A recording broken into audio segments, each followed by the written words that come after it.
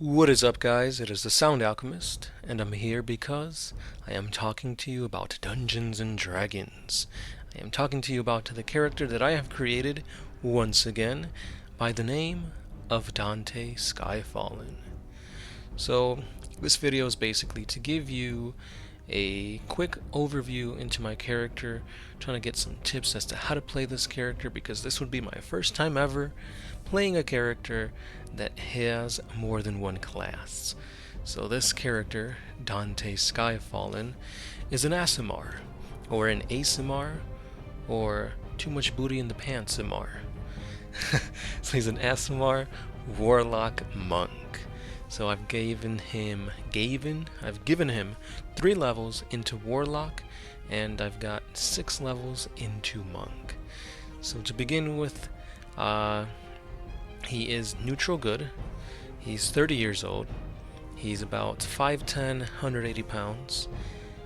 He is a class of the Fallen Aasimar, meaning that he was once regal, pristine, a protector Aasimar, but some events happened that I'll get to later that has caused him to become a fallen. With this, he has dark vision, he has celestial resistance, and he can use the ability known as Healing Hands. And he can also create light via the cantrip of light. Being a fallen Aasimar, he has the ability known as the Necrotic Shroud. This is when his eyes bleed black and skeletal wings appear behind him. Any creature that bears witness to this form has the chance to be frightened. When I am in this form, for 1 minute and 1 minute only, I can deal an extra necrotic damage equal to my level when I hit a character with a spell or an attack. So this was pretty cool because even though I don't get to fly, in my mind I just look really badass, and I can do more damage, which is what I need to be doing because I am part of the Warlock class, and for that Warlock class, my otherworldly patron is that of the Raven Queen. So in this campaign that I'm in, it's not one that I have created, I'm actually in my buddy's campaign, and the 2 main gods in his world is Hemodai and Denodai, the gods of life and death. And even though those are the major gods that I pray to and follow, I follow more so a saint of death, and that saint of death being the Raven Queen. So the Raven Queen is a shadowy figure who uses her followers as a means to get across the importance of death. Death is not something seen as bad or negative. Death is something that comes for everyone. It is part of the equation for harmony and balance in the world, because you can't have life without death, and through death you can better create life. So my character has been following the Saint of Death, the Raven Queen, and he has been trying to spread her teachings and kind of redeem himself in that light. So pretty much he has now become a scythe of death, the weapon made manifest of death to enact his ways. So going into my backstory, pretty much I was a protector Aasimar. Dante was. He was tasked to protect a town from a virus. However, in doing so, he accidentally caused the virus to mutate and pretty much killed off the entire population of the town. I'd say a good majority of the town actually became kind of like, not zombies per se, but they were undead, and they ate the remaining living people of the town. Unfortunately, there were no survivors, and Dante took it really, really hard. He was tasked to protect this town from his master, which had a monastery, and this is where he became a monk, essentially. A monk of the Raven Queen. It just so that's the way it turned out. So he did gain some mastery over spells and evocations and such, but he was also an expert combatant.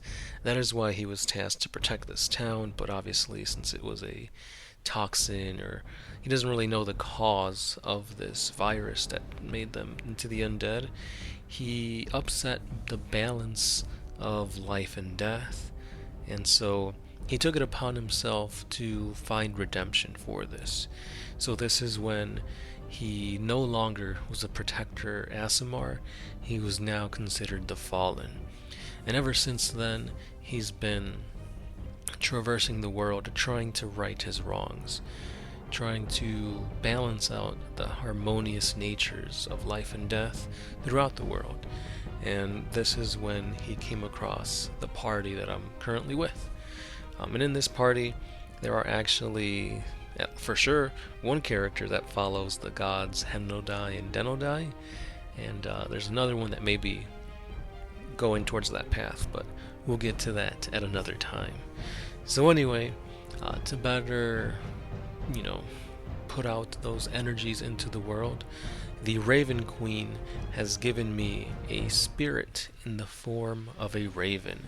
And this raven essentially is there to just kind of help me perceive the world.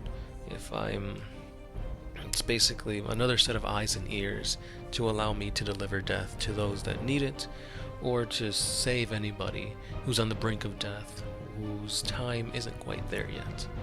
When it comes to the abilities of being a warlock, I have the Agonizing Blast, and I have the Book of Ancient Secrets, allowing me to inscribe magical rituals into this Book of Shadows.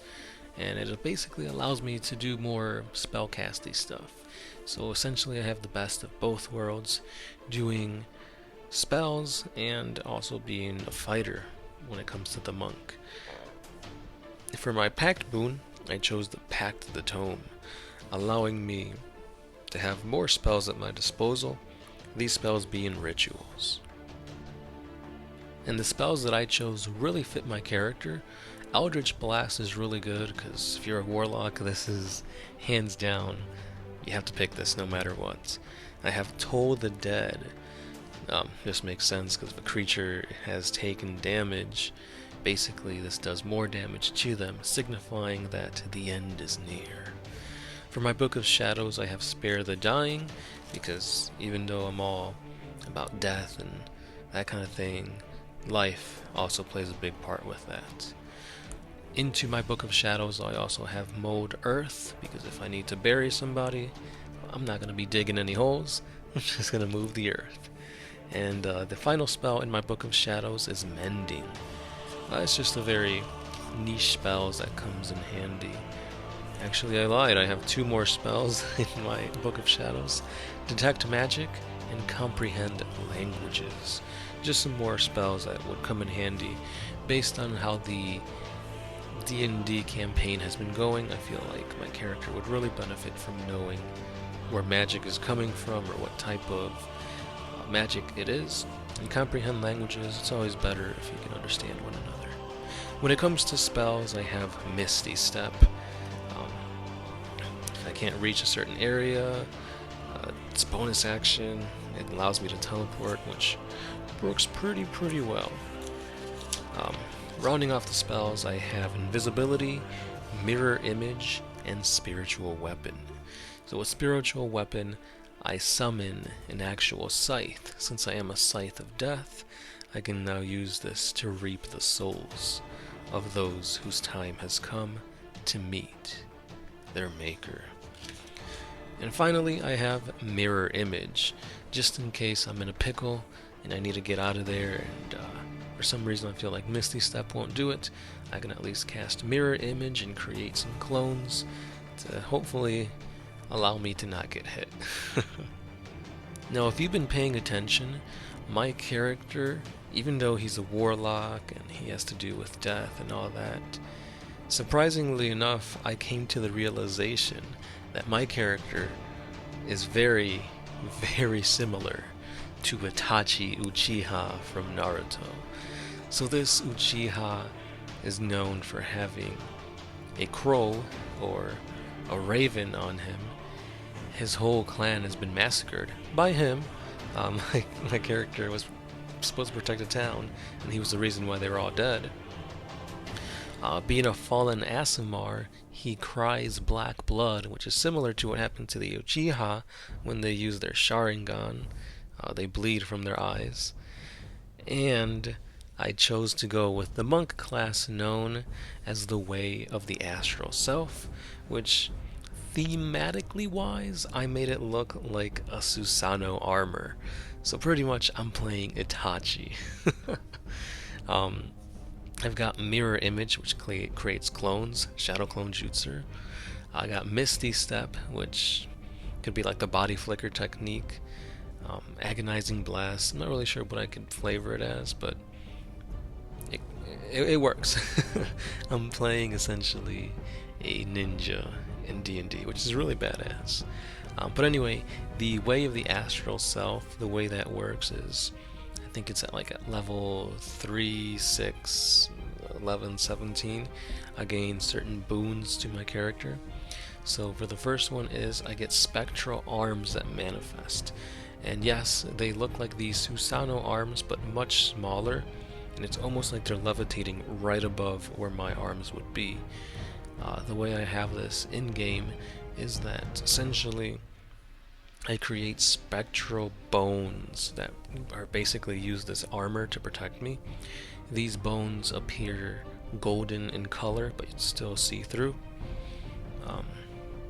Which really, like, the mental image in my head is really cool because I'm wearing all black, and then I get these awesome golden bones on me as like protection and armor.